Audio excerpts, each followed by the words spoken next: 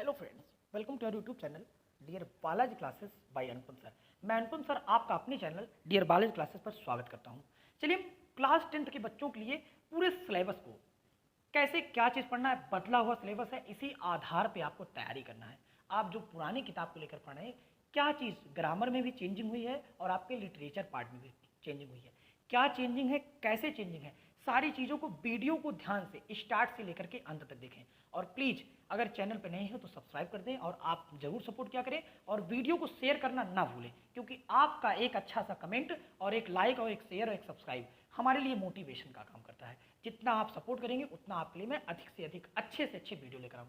तो मैं वीडियो को स्टार्ट करता हूँ और ध्यान से सिलेबस के एक एक पॉइंट को देखना, कैसे क्वेश्चन बनेंगे मैं ये भी दिखा रहा हूँ आपको और कैसे सॉल्व करना है। चलिए स्टार्ट करते हैं। वीडियो थोड़ी सी बड़ी होने वाली है लेकिन ध्यान से देखने का प्रयास करिए। 11 बजे सभी लोग लाइव हैं, ठीक है, और सभी लोग सबको शेयर करिए, सभी दोस्तों को अपनी जोड़िए और फटाफट लाइक करिए। चलिए शुरू करते हैं। क्या दिया गया है, ठीक है, एनसीईआरटी बेस्ड न्यू सिलेबस, ठीक है। सबसे पहले मैं बात कर रहा हूँ एनसीईआरटी बेस्ड न्यू सिलेबस की, मतलब नया सिलेबस जो इंग्लिश का आ गया है उसके बारे में बात करता हूँ।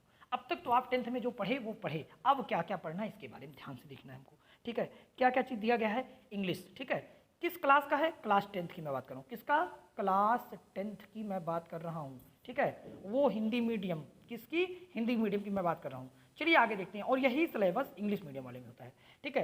तो आपका जो पेपर होना है मैक्सिमम मार्क्स कितने का होना है, 70 मार्क्स का। मतलब आपका जो 30 नंबर प्रैक्टिकल का है वो 30 प्रैक्टिकल में मिलेगा और 70 नंबर का क्या है, इंग्लिश है। अच्छा, 70 के नीचे यहाँ पर एक 35 मार्क्स, मतलब पहला बुक है वो 35 नंबर का है जो लिटरेचर है, और बाद के जो ग्रामर हैं वो ग्रामर कितने नंबर के हैं, वो 35 नंबर के हैं।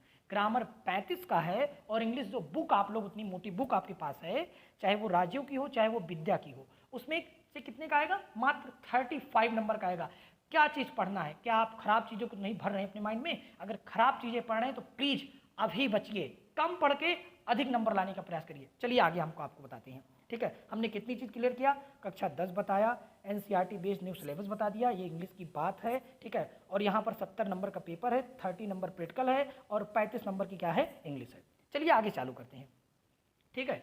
क्या क्या चीज़ है, सेक्शन, ठीक है ना। सेक्शन किस सेक्शन की मैं बात कर रहा हूँ, लिटरेचर की। किसकी मैं बात कर रहा हूँ, लिटरेचर की। चलिए लिटरेचर की मैं बात कर रहा हूँ। लिटरेचर में क्या चीज़ है, ठीक है। अगर मैं लिटरेचर की बात करूँ तो यहाँ पर आपको सबसे पहले क्या क्या कैसे आएगा, 35 नंबर में क्या क्या चीज़ आएगा, ठीक है। ये जो 35 नंबर का पेपर है इसमें प्रोज से कितना आएगा, प्रोज से मात्र आएगा 15 नंबर का। क्या आएगा, मात्र 15 नंबर प्रोज से आएगा। क्या क्या चीज़ आएगा, यहाँ पहली लाइन, पहला नंबर पॉइंट पढ़िए, 2 short answer type question, 2 short answer type question based on a given prose passage. मतलब आपके पास एक पैसेज लिख के दिया रहेगा, उसमें उसके नीचे 2 क्वेश्चन लिखे रहेंगे, उन दोनों प्रश्नों के उत्तर उन्हीं पैसेज से खोज करके लिखना है। अब आप आराम से पढ़ करके खोज करके लिख सकते हैं, ठीक है। आपको 100% पता है, अगर नहीं पता है तो प्लीज़ ध्यान से देख लें और सीखें उसको, ठीक है। आगे चलते हैं। आगे क्या है, 1 लॉन्ग क्वेश्चन, ठीक है। एक लॉन्ग क्वेश्चन है, वो भी कितने नंबर का है, ये 4 नंबर का है। इसमें जो 2 क्वेश्चन है वो 2-2 नंबर का है, मतलब पहला क्वेश्चन 2 नंबर का, दूसरा क्वेश्चन 2 नंबर का, ठीक है। तो 2-2 4 नंबर का है। फिर दूसरा क्या है, 1 लॉन्ग आंसर टाइप, मतलब एक लॉन्ग क्वेश्चन आएगा, मतलब 4 नंबर का, मतलब 2 या 3 लॉन्ग क्वेश्चन दिए रहेंगे, उसमें से एक ही का आंसर देना है। उसमें से किसका आंसर देना है, एक ही का। प्रोज तो एक ही रहेगा, उसमें 2 क्वेश्चन का आंसर देना रहेगा, लेकिन ये जो लॉन्ग क्वेश्चन है इसमें 3 क्वेश्चन या 2 क्वेश्चन या 3 क्वेश्चन, दोनों में से एक ऑप्शन चुनना पड़ेगा, एक का आंसर देना पड़ेगा। वो भी कितने नंबर का होगा, वो होगा आपका 4 नंबर का। चलिए आगे देखते हैं। 2 शॉर्ट आंसर टाइप क्वेश्चन, मतलब 2 शॉर्ट आंसर का उत्तर देना। दोनों शॉर्ट आंसर कितना है, वो 4 नंबर का है, मतलब 2 क्वेश्चन शॉर्ट आंसर आएगा। ये ऊपर वाला जो शॉर्ट आंसर है वो एक पैराग्राफ दिया रहेगा, उसमें से चूज करके लिखना है, और ये शॉर्ट आंसर याद करके लिखना है। जो क्वेश्चन आंसर लिखा होता है, एक लॉन्ग क्वेश्चन होता है, एक शॉर्ट क्वेश्चन, वहां से लिखना है।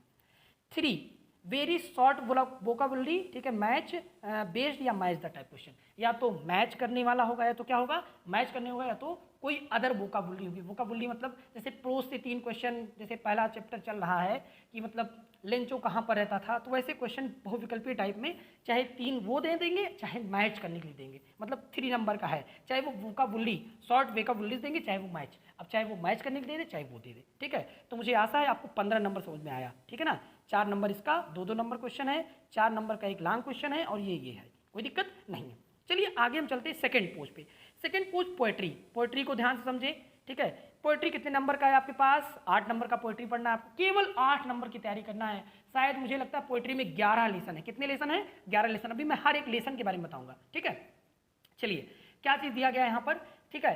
2 short answer type question based on a given poet extract. आपके पास एक जो है काव्य खंड दिया रहेगा, मतलब 4 लाइन पोएम दिया रहेगा और उसके नीचे 2 क्वेश्चन लिखे रहेंगे। उन्हीं दोनों क्वेश्चन के आपको क्या करना है? आंसर लिखना है उसी काव्य खंड से खोज करके। अच्छा, एक चीज ध्यान सुनिए, प्रोज में और पोएट्री में दोनों में क्या करें? अगर पोएट्री में आपके पास 11 चैप्टर है तो 11 चैप्टर के कवि होंगे। जो पोएम लिखते हैं उन्हें क्या कहते हैं? पोएट कहते हैं। क्या कहते हैं?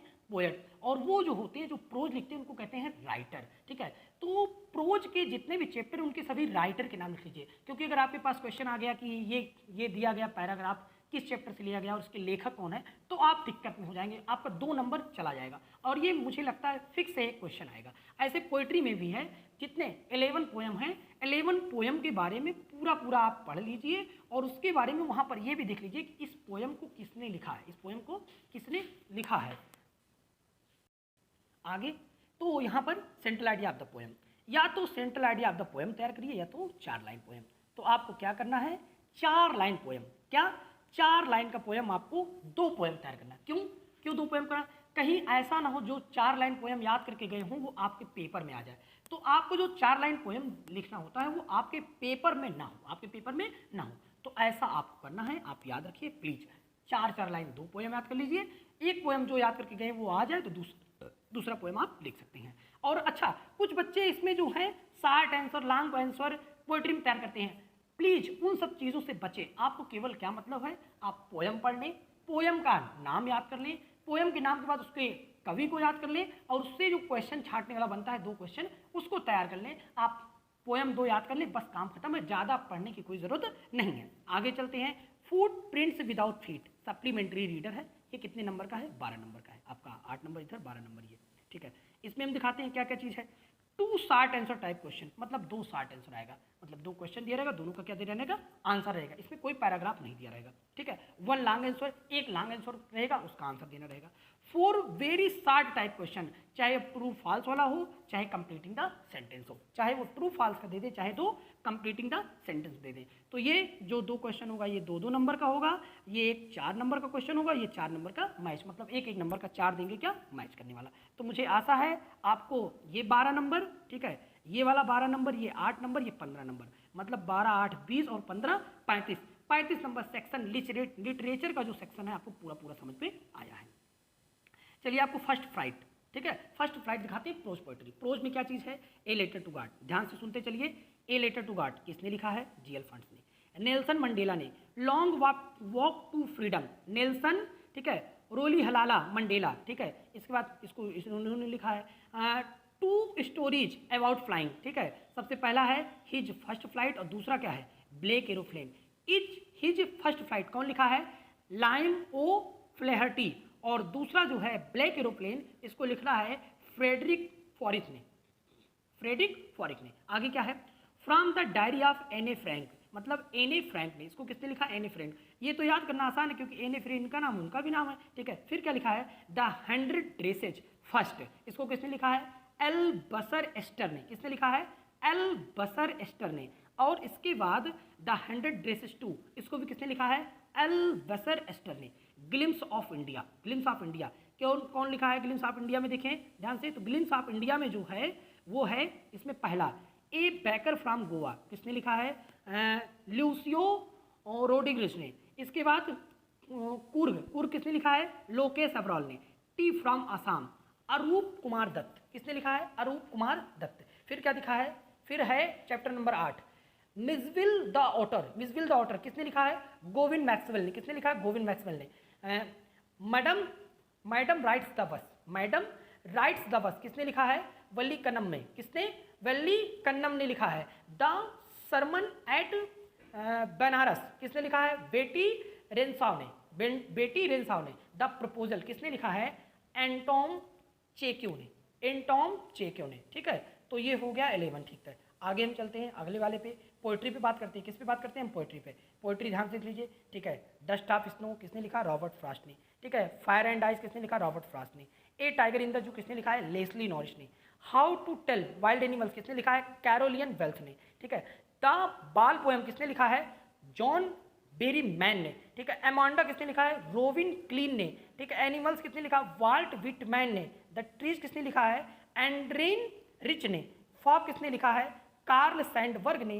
द टाल ऑफ कस्टर्ड द ड्रैगन किसने लिखा है? ऑग्डेन नस ने। इसके बाद फॉर एन ए ग्रेगरी किसने लिखा है? विलियम बटलर ईस्ट ने। किसने लिखा है? विलियम बटलर ईस्ट ने। तो ये हमारे पास कितने पोयम हैं, ठीक है? 1 2 3 4 5 6 7 8 9 10 11 पोयम हैं, ठीक है। 11 पोयम और उनके पोएट, ठीक है, के नाम क्या करना आपको याद करके रखना है। और ऊपर जो मैंने प्रोस का ये पार्ट बताया है, ठीक है, मैंने इस प्रो 11 चैप्टर इसके भी बारे में याद रखना है। चलिए आगे चलते हैं, आगे क्या दिया गया है, ठीक है। यहाँ पर अब हम देखते हैं food friends without feet. Simple शब्दों में इसके ये नहीं याद करना है फूल से भी। केवल प्रोज और केवल पोइट्री का इसका कोई काम नहीं है। क्यों? क्योंकि इसमें केवल एक लॉन्ग आंसर आना है, 2 शॉर्ट क्वेश्चन आए, 2 शॉर्ट क्वेश्चन आना है और 4 सही गलत वाला या मैचिंग आना है या कंप्लीटिंग द सेंटेंस होना है।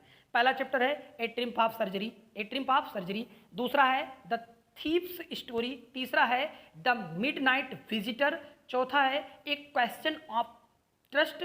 और पांचवा है फूड प्रिंट्स विदाउट फीट। फिर छठवां है the making of a scientist. फिर इसके बाद सातवां है द नेकलेस। फिर आठवां है द हैक ड्राइवर। फिर नौवां है भोली। और 10वां है the book that shaped the earth, ठीक है। ये चीज़ हो गया हमारा अब तक का जो पार्ट चल रहा था वो आपका किसका था? सिंपल शब्दों में हम कहने का प्रयास करें तो वो आपका था जनरल इंग्लिश, मतलब 35 नंबर का था, वो लिटरेचर का था। अब हम बात करेंगे जनरल इंग्लिश की, कैसे क्या चीज़ है जनरल इंग्लिश में, क्या क्या चीज़ आएगा, ठीक है। किस किस चीज़ का पेपर देना? सेक्शन ए रहेगा, सेक्शन बी रहेगा, सेक्शन सी रहेगा। सेक्शन ए में क्या है? रीडिंग, मतलब सेक्शन ए में 1 long passage followed by 2 short question, ठीक है। मतलब सिंपल शब्दों में अगर इतना पढ़ के आपको फिर से एक बार समझा रहे, ध्यान समझिए। 1 long passage followed by 2 short answer questions and 2 very short answer type vocabulary based language based question. मतलब ये 4 नंबर का रहने वाला है। और सिंपल शब्दों में कहें तो ये इतना पढ़ करके यहाँ पर हम लिख दे रहे हैं unseen passage, unseen passage, PASSAGE, unseen passage. तो आपको इतना ना पढ़ करके सीधे सिंपल शब्दों में बताएं तो अनसीन पैसेज आपको तैयार करना। अनसीन पैसेज होता क्या चीज़ है? बहुत बड़ा चीज़ नहीं, केवल आपको क्या करना है, एक पैराग्राफ दिया रहना है, पैराग्राफ को 1 से 2 बार पढ़ना है और उसके नीचे 2 क्वेश्चन, 3 क्वेश्चन, 4 क्वेश्चन दिए रहेंगे। उन्हीं 4-5 क्वेश्चन के आपको क्या देना है? आंसर देना है। बस आपसे इससे बड़ा कोई काम नहीं है, ठीक है। और सिंपल शब्दों में जब 1 बार आप पढ़ लेंगे, 2 बार पढ़ लेंगे तो आपका पूरा क्या हो जाएगा? फुल तैयारी आपकी हो जाएगी। फिर आगे मैं सेक्शन बी की बात करूँ। सेक्शन ए आपको बहुत अच्छा समझ में आया होगा। चलिए सेक्शन बी की मैं बात करूं तो ये जो सेक्शन बी है इसमें लेटर या एप्लीकेशन राइटिंग, या तो आप लेटर लिखें या तो फिर आप एप्लीकेशन लिखिए, दोनों में से एक लिखना है, ठीक है। आप जैसी इच्छा हो, लेटर अगर पसंद करते हैं तो आप लेटर लिखिए, अगर एप्लीकेशन पसंद करते हैं, आपको जो पसंद नहीं, जो अच्छा आता हो वही आपको लिखना है, वही आपको क्या करना है? लिखना है। चलिए आगे की बात करते हैं। आगे क्या दिया है? डिस्क्रिप्टिव पैराग्राफ, रिपोर्ट या आर्टिकल, ठीक है। आपको पैराग्राफ, डिस्क्रिप्टिव पैराग्राफ या रिपोर्ट या आर्टिकल बेस्ड, ठीक है ना, वर्बल क्लास लिखना है। अभी मैं इसको दिखाऊंगा कैसे लिखा जाता है, कैसे आता क्वेश्चन, मैं अभी दिखाऊंगा। वीडियो में लगातार बने रहे, लाइक कर दे, शेयर कर दे, हर एक ग्रुप में, हर एक पास भेजें, ठीक है, जिससे ये वीडियो बहुत दूर तक जाए। आगे क्या दिया है? सेक्शन सी, ठीक है। सेक्शन सी, सेक्शन बी के बारे में ये 3rd वाला भी मैं बता रहा हूँ, दिखा रहा हूँ कैसे क्वेश्चन आएगा। इसमें आपको आर्टिकल लिखना है। क्या लिखना है आपको? आर्टिकल लिखना है, या कोई रिपोर्ट लिखना रहता है, या डिस्क्रिप्टिव पैराग्राफ लिखना होता है। 10 very short answer type question based on part of speech, tense, narration, articles, voice, regarding the sentence, punctuation, ठीक है। फिर क्या लिखा है? A very short passage in Hindi for translation into English, मतलब एक हिंदी का पैसेज आएगा, उसको कन्वर्ट करके किस में लिखना रहेगा? इंग्लिश में। ए very short passage in Hindi, Hindi का एक छोटा passage for translation into English, उसको ट्रांसलेशन करना किस में? इंग्लिश में। तो वो भी आपको पूरा सिखा दिया जाएगा, ठीक है। इसमें क्या क्या चीज़ है? The very short answer type question पे the part of speech, part of speech में जो होता है क्वेश्चन आएगा, जैसे व्हाट इज नाउन, प्रोनाउन, ये सब बारे में आपको तैयार करना है। फिर टेंस आप जानते ही हैं, नरेशन आपको पता है, डायरेक्ट इनडायरेक्ट होता है। और क्या करता है? आर्टिकल्स ए एंड द होता है, A and the voice, voice क्या क्या है, पैसिव वॉइस और क्या active voice. Regarding the sentence मतलब सेंटेंस को अरेंजमेंट करना। इसके बाद पंक्चुएशन मतलब जो कामा एरर वगैरह होता है सही से लिखना, ये चीज़ है, ठीक है। फिर क्या दिया है, ए वेरी शॉर्ट पैसेज, ये तो हो ही गया। चलिए आगे चलते हैं, आपको आगे लेकर चलते हैं क्या क्या चीज़ है। कॉन्टेंट में देखिए लिटरेचर तो हो गया, आप लिटरेचर पढ़ चुके हैं। लिटरेचर की बात की मैं बात करूँ, फुटप्रिंट विदाउट फीट भी हो गया आपका, ये भी हो गया है, ठीक है। ये सेक्शन बी में क्या चीज़ है, ठीक है। अनसीन पैसेज क्या चीज़ है, अनसीन पैसेज मैंने आपको बताया था। अनसीन पैसेज आपको 4 नंबर या 5 नंबर का अनसीन पैसेज रहेगा, एक बड़ा सा पैराग्राफ होगा, 4 से 5 क्वेश्चन उसमें करके आपको लिखना है। चलिए आगे चलते हैं। लेटर्स और एप्लीकेशन आप तैयार कर ले जाएंगे, आपको 4 से 5 एप्लीकेशन तैयार कर लेना है जिससे आप पेपर में। स्टोरी राइटिंग, इस बार स्टोरी राइटिंग नई चीज़ है, आप नए बच्चे हैं, आपको इसको जरूर सीखना चाहिए, ठीक है। स्टोरी राइटिंग सीखने से आपके अंदर इंग्लिश लिखने का डेवलपमेंट होगा, ठीक है, आपकी स्किल डेवलपमेंट होगी इंग्लिश लिखने के लिए। आगे क्या दिया है, डिस्क्रिप्टिव पैराग्राफ राइटिंग मतलब एस्से राइटिंग। आपको सिंपल शब्दों में कहे तो आपको एक एस्से लिखने के लिए आएगा जिसमें आपका वो हेडिंग दिया रहेगा, बस आपको उसको एक्सप्लेन करना रहेगा। आगे रिपोर्ट या आर्टिकल, ठीक है, यहाँ पर रिपोर्ट या आर्टिकल अभी मैंने बताया था कि आगे चलकर हम बताते हैं, ठीक है। चलिए तुम आपको पता चल गया अनसीन पैसेज के बारे में, आपको एप्लीकेशन तैयार कर लेना है, आपको स्टोरी राइटिंग सिखा दिया जाएगा और आप डिस्क्रिप्टिव पैराग्राफ राइटिंग मतलब एस्से आप जानते हैं, इससे देख सकते हैं। रिपोर्ट करना मतलब रिपोर्ट लिखना या आर्टिकल राइटिंग करना, ये आपको सिखा दिया जाएगा। आगे क्या चीज़ दिया, सेक्शन सी ग्रामर में, ठीक है। सेक्शन सी का ग्रामर देख लीजिए क्या क्या पढ़ना है, सिंपल शब्दों में देख लीजिए, ठीक है। आपको द सेंटेंस पढ़ना है, पार्ट ऑफ स्पीच पढ़ना है, अफर्मेटिव नेगेटिव इंट्रोगेटिव सेंटेंस पढ़ना है, एक्टिव एंड पैसिव वॉइस पढ़ना है, filling the correct form of the verbs मतलब करेक्ट फॉर्म ऑफ वर्ब्स आपको पढ़ना है, नॉन फिनिक्स पढ़ना आपको, डायरेक्ट इनडायरेक्ट पढ़ना है, द क्लास पढ़ना है, डिटरमाइनर्स पढ़ना है, पंक्चुएशन एंड कैपिटल लेटर्स पढ़ना है, करेक्शन ऑफ द सेंटेंस पढ़ना है, वर्ड फॉर्मेशन पढ़ना है, आपको स्पेलिंग पढ़ना है और आपको ट्रांसलेशन मैंने अभी बताया था हिंदी टू इंग्लिश। और अपेंडिक्सेज आपके बुक में होते हैं, अपेंडिक्सेज आपकी बुक में होते हैं। अपेंडिक्सेज में जैसे माता पिता फल फूल सब्जी मिठाई ये सब के नाम जो लिखे होते हैं उन्हीं को क्या कहते हैं, अपेंडिक्सेज। चलिए आगे चलते हैं, आगे चलने का प्रयास करेंगे, ठीक है। हम आपको आगे दिखाने का प्रयास करेंगे, ठीक है। जैसे कि यहाँ पर ये स्टोरी राइटिंग है, ये कौन सी राइटिंग है, स्टोरी राइटिंग के लिए मैंने इसको लिया है, सॉल्व्ड है ये, ठीक है। मैंने प्रारूप दिखाने का प्रयास किया, क्या चीज़ है यहाँ पर, आउटलाइन। ऐसे आपके पास ये क्वेश्चन दिए रहेंगे, आउटलाइन मतलब ए wealthy land over dot dot offer से नेवेली नेवर, ठीक है, यहाँ नेवर होना था, ठीक है, यहाँ टी लिखा है ये गलत है, नेवर होना था, dot dot land could walk in the day dot dot ऐसे करके दिया है। अब इस कहानी को आपको कंप्लीट करना है, देखो यहाँ पर आंसर दिया है, A wealthy landowner offered to give the newly arrived neighbor all the land he could walk around in the one day, ठीक है। The condition was that he would have to be back at the spot from which he started by sunset। तो आप इसको रोक करके एक screenshot लेकर के आगे बैठ करके पढ़ सकते हैं, इसके अर्थ को निकालिए, फिर लास्ट में मॉरल लिखा गया, क्या लिखा गया है, मोरल मतलब इस कहानी से हमें क्या शिक्षा मिलती है, ठीक है। ग्रीड एनहेरिटेंस मतलब जो है लाइफ, ठीक है ना, तो ये बारे में इसके दिया गया है, इसको ध्यान से समझें और ध्यान से पढ़ें। ये चीज़ न्यू है इसलिए मैंने दिखाने का प्रयास किया आपको, तो ऐसे आउटलाइन दिया रहेगा, आपको लिख करके पूरा करना रहेगा, कोई बहुत बड़ी चीज़ नहीं है, 2 से 3 का प्रैक्टिस कर लीजिए, आपकी कंप्लीट तैयारी हो जाएगी, ठीक है। आगे चलते हैं, आगे आपको देखिए यहाँ पर भी सेंचुरीज एगो ग्रीस, ठीक है ना, तो यहाँ पर दूसरा वाला भी लिए हैं, centuries ago Greece a young athlete proves his mettle erects a, देखो तो मेनी सेंचुरीज एगो, देखो इसको भरा गया है ना, इसको क्या किया गया, यहाँ से ले आकर के भरा गया है, तो इसको अपने शब्दों में भर करके और इसमें देखो envies and anger shorten one's life, ठीक है, इसका मॉरल दिया गया, आपको मॉरल लिखना पड़ेगा, इससे कोई दिक्कत नहीं है, आप 5, 6, 10 का प्रैक्टिस कर लीजिए, आपको बहुत बढ़िया आ जाएगा। आगे चलते हैं, आगे हम आपको दिखाने प्रयास करेंगे जो आप कहते सर वो उसके बारे में, रिपोर्ट या आर्टिकल, ठीक है ना, यहाँ देखो रिपोर्ट है ना, यहाँ लिखा है रिपोर्ट, ठीक है, तो क्या लिखा है, now right an article on the program that your school conducted on the occasion to be published in the Times of India। मतलब आपके स्कूल में कोई प्रोग्राम हो रहा है और उसे आप पेपर में छपवाना चाहते हैं, तो पेपर वाले को आप लिख करके दीजिए, ठीक है। यहाँ पर देखिए लिखा है ना, ए रिपोर्ट फॉर TOI, क्या दिया गया है, TOI, ठीक है, TOI बाई सावंत और शोभा, ठीक है, तो इसमें TOI को लिख के दिया गया, प्रयागराज 15 जनवरी, ठीक है। Saint Anthony secondary girls college Prayagraj celebrated its silver jubilee on the completion of, ठीक है, meritorious services to the cause education on the 14 January 2000। आप भर सकते हैं, the school was well decorated, a huge pandal was erected the governor of Uttar Pradesh graced the occasion of the chief guest distinguished guest included eminent academians politicians and sports persons। तो इसके बारे में पूरा है, ठीक है, नेशनल एंथम, ठीक है। और आगे क्रिकेटर्स मैंने एक और लेने का प्रयास किया, जैसे क्रिकेटर्स बैट फॉर हारमनी इसके लिए, या Delhi pavilion inaugurated of trade fair.